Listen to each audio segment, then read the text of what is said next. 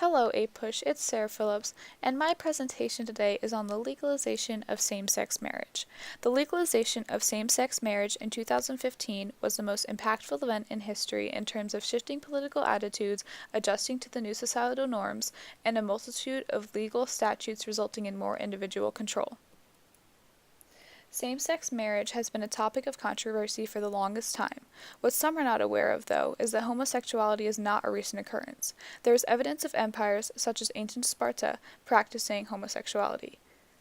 Thomas Jefferson also wrote a Virginia law in 1779 and stated that any man that engaged in sodomy would be castrated, which was actually a lenient approach back then because some would be punished by death.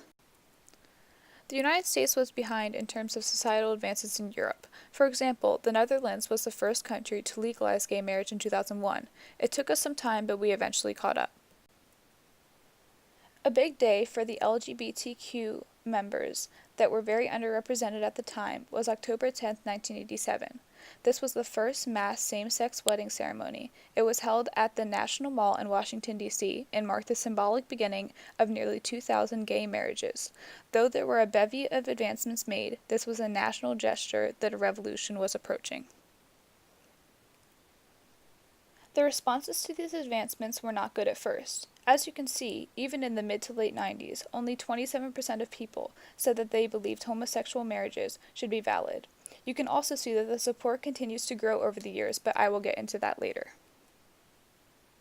Despite the repeal of sodomy laws in the Lawrence v. Texas court case in 2003, many states continued to enforce them. These states included North Carolina and 15 others.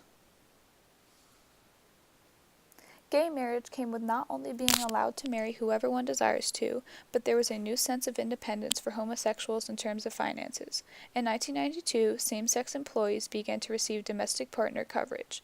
Married same-sex couples are now able to file joint state income tax returns. Previously, fully insured medical plans could deny coverage to same-sex couples, but now they can be under the same health plan, therefore saving money. Though being part of a legally recognized family is something we all take for granted, this was not the case for same-sex couples. In July of 1989, same-sex couples were defined as families by the New York State Court. The couples were required to live together for 10 years before that could become a reality, though. This was a big deal because it was the first time that a state's highest court has said that gay couples can be called a family.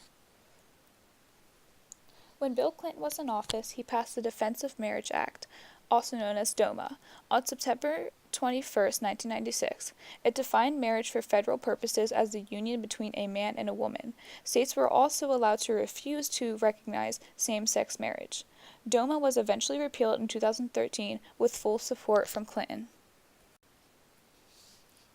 Gay rights and religion have been known to clash very often in history. It truly does depend on the religion, though. Christianity has come to be more accepting of it, but some religions, such as Catholicism, have been known to stick to their values.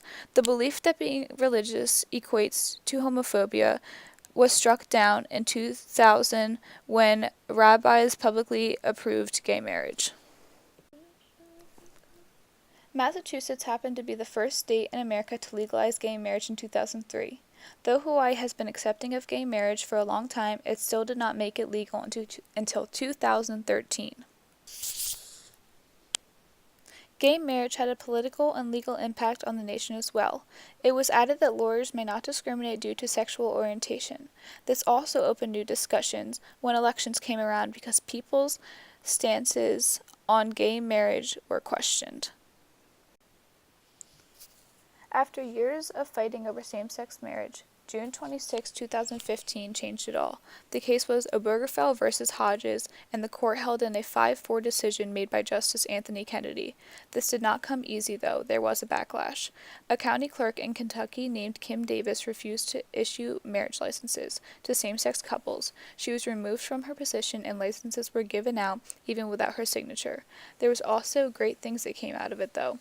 Only 11 counties have refused to issue marriage licenses, and each have been met with legal action since the decision. Also, 123,000 same-sex marriages have taken place across the United States. This decision has made a great amount of people more free to live their true lives, and freedom is what America stands for.